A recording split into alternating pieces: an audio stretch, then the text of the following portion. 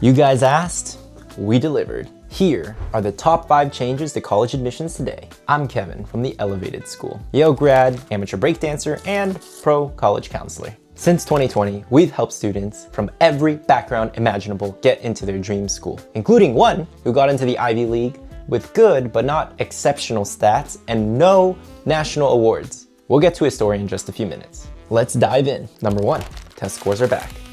When the pandemic hit, colleges pressed pause on the SAT and ACT. For many students, it felt like a win, but that chapter has come to a close. Harvard, Yale, MIT, Dartmouth, UPenn, Brown, all of them have reinstated standardized testing as a requirement. Why? As Harvard explained, test scores help identify high potential students who may not come from prestigious schools or polished backgrounds, but who show exceptional promise. I mean, think about it. A perfect score from a prep school student in the Northeast isn't that surprising. But a 36 ACT from a rural student living in the South or Midwest, now that carries weight. Strong scores can also help balance out an average GPA. Just make sure you don't take the test more than 4 times. After that, it looks a little sus. In short, admission officers don't just read the number, they read the context. Number 2, the well-rounded student is out. Once upon a time, being class president, captain of a sports team, having straight A's, taking a bunch of APs, that was the golden ticket to the Ivy League. But today, more and more top schools like Harvard and MIT, Stanford, they don't want Swiss Army knives anymore.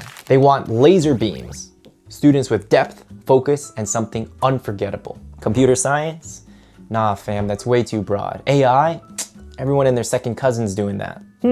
But cryptography, quantum computing, cybersecurity, now that's something you don't see every day. Or, better yet, mix and match until you have what we here at Elevated call a double-edged spike. One of the students I helped get into Yale last year, she had tons of robotics experience. What made her stand out was running robotics workshops for underserved kids at homeless shelters. Suddenly, it wasn't just about building robots. It was about building a better world. And by the way, if you guys want to check out her profile, visit our website, elevated.school. We'll send you a cheat sheet with our key elevated concepts, 4 example profiles, all for free. Other winning admission combos include coding and poetry. Yes, your GitHub commits can rhyme. Biology and drama. Imagine staging the life of a ribosome, or engineering and history, like a project that tells the forgotten stories of some of the world's best inventors. That's the kind of stuff that makes the admissions officer lean in and go, whoa, tell me more. Number 3, passion projects. Here, my dear virtual little sibling, is the truth. Colleges don't just want to hear about your accomplishments.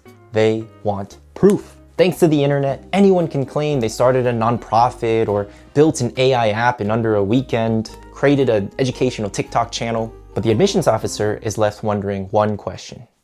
How do we know if it's legit? Here's what this proof might look like. Someone actually used your app or product to improve their business. A bigger nonprofit partnered with your project, and then you asked the director of this organization to write you a rec. Or it could just be flat out raw numbers. 1 million views and 100 videos is way more impressive than just 10,000 views and 10 videos. These are what we here at Elevated call stamps of legitimacy. Pro tip, legitimacy doesn't have to mean national prizes, although, those never hurt. Let's say you absolutely geeked out over Alfred Hitchcock or Wes Anderson films for a weekend. You watched like 6 or 8 in a row. If you wrote about this passion in your essays, then on Monday you showed up, you stayed after class talking to your English teacher, your history teacher about your favorite movies, what themes you saw, how the cinematography was connected to the story, and you just communicated your passion to them.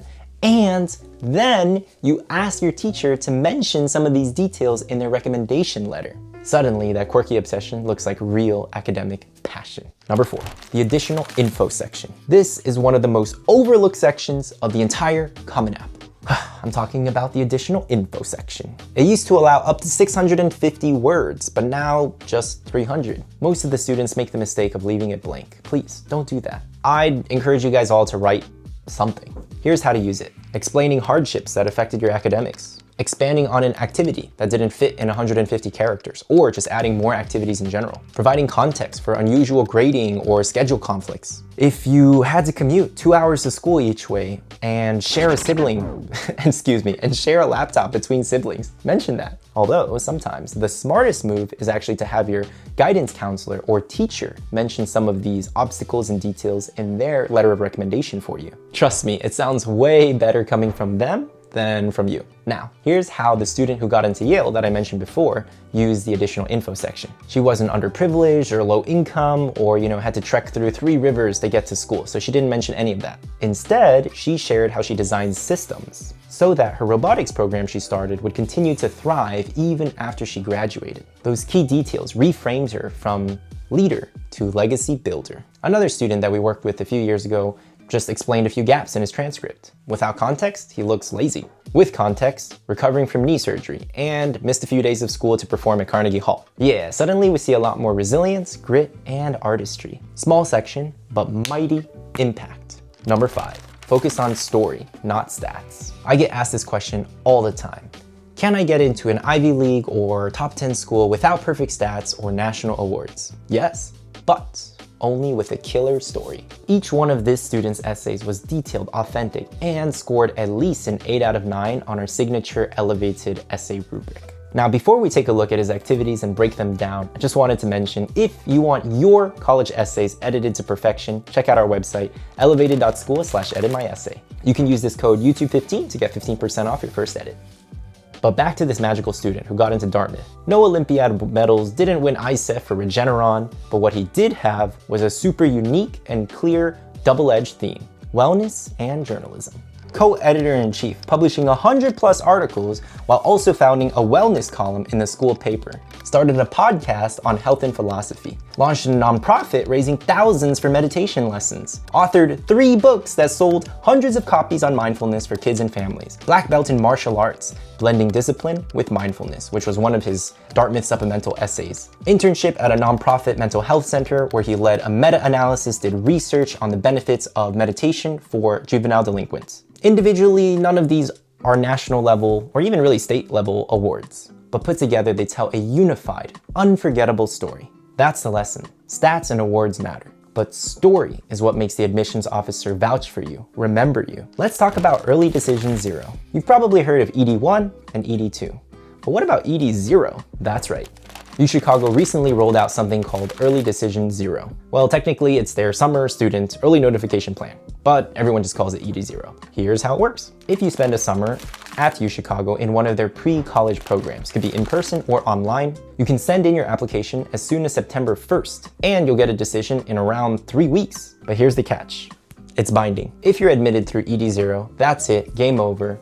You're going to UChicago. No shopping around, college apps are completely done. And to even be eligible, you kind of have to pay to play. I mean, let's be real. UChicago's summer program costs thousands of dollars, and I've heard mixed reviews about it.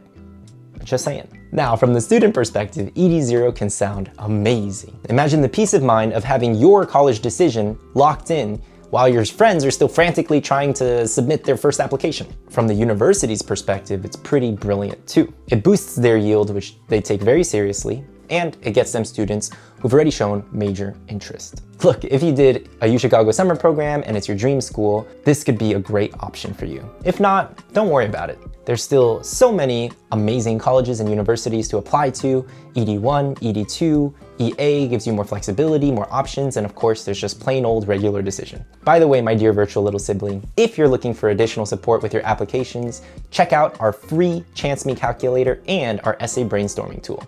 Link in the comment section and description below. Again, we really take your stories seriously, and if you want your college essays edited to perfection, check out our site, elevated.school/editmyessay. By the way, if you enjoyed this video, I have a feeling you're really gonna like this one too. Check it out. Until next time, my dear virtual little sibling, peace.